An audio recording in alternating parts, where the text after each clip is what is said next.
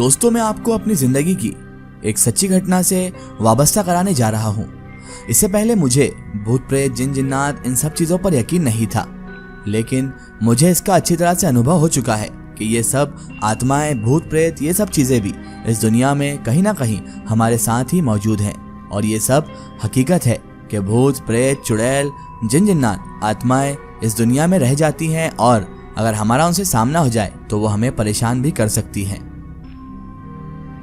मैं भी बाकी लोगों की तरह पहले इन सब चीजों को अंधविश्वास या सिर्फ किस्से कहानियां समझता था, लेकिन जब मेरी जिंदगी में मैंने ऐसी घटनाओं का सामना किया, ऐसी घटना से मैं खुद गुजरा, तब जाकर मुझे यकीन हुआ कि ये सिर्फ किस्से कहानी मात्र नहीं है, बल्कि इसके साथ जीवन का तथ्य भी जुड़ा हुआ है।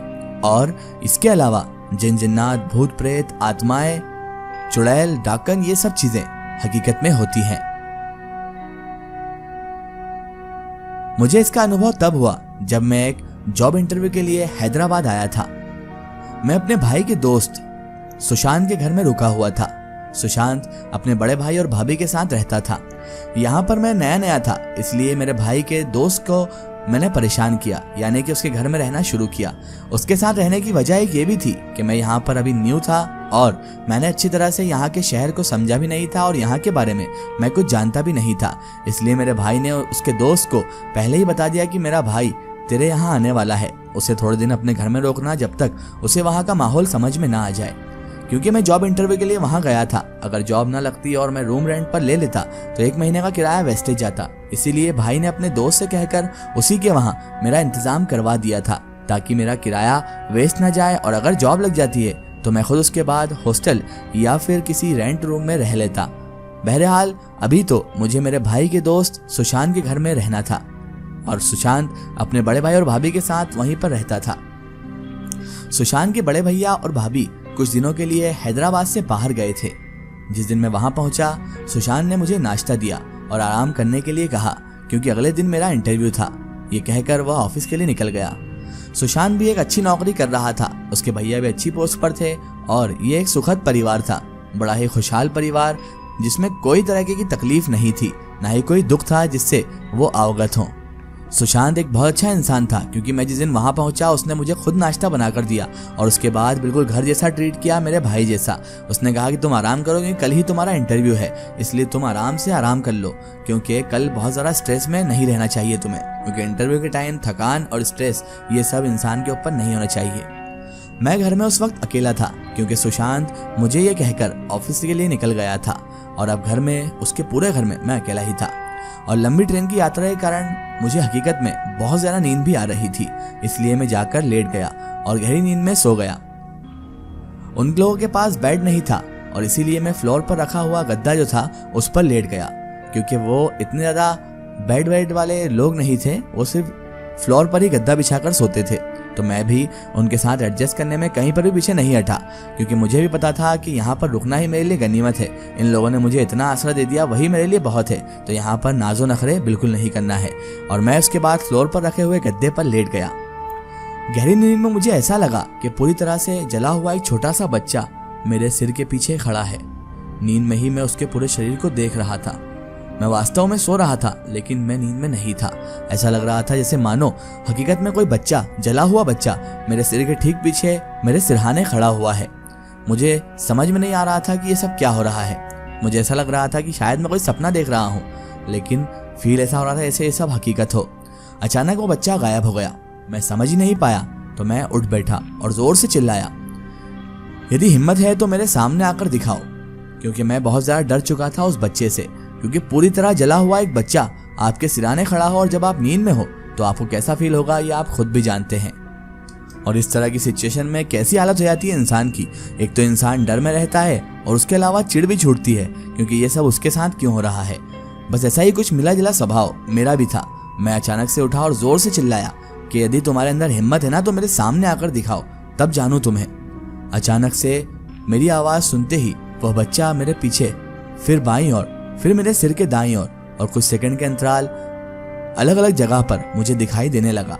अब तो मेरी डर से सिट्टी पिट्टी गुम हो चुकी थी और मैं बहुत ज़्यादा डर चुका था क्योंकि वो बच्चा पल पल में इधर उधर जाता हुआ दिखाई दे रहा था और अच्छी खासी दूरी जिसे इंसान पल भर में तय नहीं कर सकता, वो बच्चा आंख झपकते ही दूसरी जगह पर मुझे दिखाई देता। अब मुझे बहुत ज्यादा डर लग रहा था। मेरी फटके गले में आ चुकी थी क्योंकि एक जला हुआ बच्चा और वो भी ऐसी चीजें करता हुआ जिसे कोई आम इंसान नहीं कर सकता, तो सारा इंसान का शक एक ही चीज पर जाता है। इससे पहले मैं भी किस्से कहानियों में बहुत सारे भूत प्रेतों के बारे में सुन चुका था, कई भूत प्रेतों को अच्छे से पढ़ चुका था, लेकिन सामना आज तक नहीं हुआ था। और आज जब सामना हुआ तो ऐसे टाइम पर हुआ कि जब मैं घर में अकेला था और मेरे आसपास कोई भी मौजूद नहीं था। अब तो मानो ऐसा लग रहा था कि मैं कुछ देर में स्वर्ग सिधार जाऊंगा, इस दुनिया को छोड़ जाऊंगा और ये बच्चे का भूत मुझे मार डालेगा, क्योंकि जला हुआ बच्चा मेरे सामने इधर उधर हरकत करता हुआ दिख रहा था। पल भर में वो कमरे के कोने में होता तो पल भर में मेरे सिराने आ जाता। मुझे कुछ समझ में नहीं आ रहा था कि मैं इस सिचुएशन में करूँ तो क्या करूँ, और मुझे ये भी नहीं पता था कि इनके सामना करते वक्त क्या किया जाता है और कैसे इनसे बचा जाता है, क्योंकि मैं तो इस पर विश्वास ही नहीं करता था। मैं तो इसे महज अंधविश्वास और लोगों का झूठ समझता था, किससे कहानियां समझता था। लेकिन आज जब मेरे साथ ये बात गुजर रही थी तब मुझे जाकर यकीन हुआ था कि मुझे इन सब बातों को कभी इतने हल्के में नहीं लेना चाहिए था और इनके बारे में, इनके तोड़ के बारे में भी पढ़ना चाहिए था, तो शायद आज मैं इस मुसीबत में कुछ कर पाता। बहरहाल मैंने जैसे तैसे भगवान का नाम लेना शुरू कर दिया। मैंने भगवान कृष्ण को याद करा, क्योंकि मैं कृष्ण भगवान का भक्त हूँ, इसीलिए मैं अपने भगवान श्री कृष्ण को याद करने लगा। लेकिन ताज्जुब की बात यह थी कि इसका भी कोई फायदा नहीं हुआ। और उसके बाद जब मैंने देखा कि भगवान के नाम से इस भूत पर कोई असर नहीं हो रहा है, तो मैं बिस्तर से उठकर भागना चाह रहा था, लेकिन कोई शक्ति मुझे ऐसा करने से रोक रही थी। मुझे लगा कि ऐसा करने से इस समय समस्या का हल निकलना नामुमकिन है। मुझे लगा कि भाग जाऊंगा तो समस्या दूर हो जाएगी, लेकिन ऐसा नहीं था। फिर पूरी एकाग्रता और शक्ति के साथ मैंने अंत में जय श्री कृष्ण चिल्लाना शुरू किया, और अचानक वह बच्चा, वो जला हुआ बच्चा मेरी आंखों से गायब हो गया, मेरी आंखों के सामने से ओझल हो गया, और अचानक से कमरे में सन्नाटा छा गया। वहां अब मेरे अलावा कोई भी नहीं था। अब मेरे दिमाग में एक ही बार में हजारों विचार आने लगे। मैं तुरंत उस घर से निकला और बाहर चला गया। दोस्त के लौटने के बाद ही मैं उस घर में वापस आ गया। जब तक सुशांत घर नहीं आया तब तक मैं वापस नहीं आया, और जैसे ही सुशांत अपने घर आया तो मैंने उसको ये सारी बातें बताई, तो उसने कहा, ओहो, उन्हें देख ही लिया। अब मैं और डर गया। मैंने उससे पूछा कि वह क्या कह रहा है, तो उसने मुझे बताया कि उसकी भाभी एक नहीं बल्कि 3 जले हुए भूत उनके पिता, माँ और बच्चे को देखती है और रात भर चीखती रहती है, जबकि वह और उसका बड़ा भाई कुछ भी नहीं देख पाते। उनको तो पता भी नहीं कि उनकी भाभी क्या देख लेती है। रहस्य अभी भी बना हुआ है कि वह कौन है।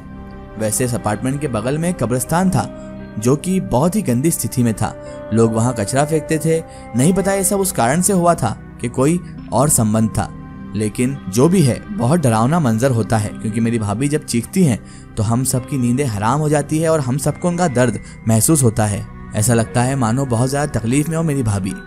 जैसे ही मैंने ये पूरी कहानी अपने भाई के दोस्त सुशांत से सुनी, तो मैं उस रात होटल चला गया। मुझे उस घर में रुकने की कभी फिर से हिम्मत नहीं हुई, और मैं उसके बाद ना सुशांत के घर गया, ना ही कभी उससे मिलने गया।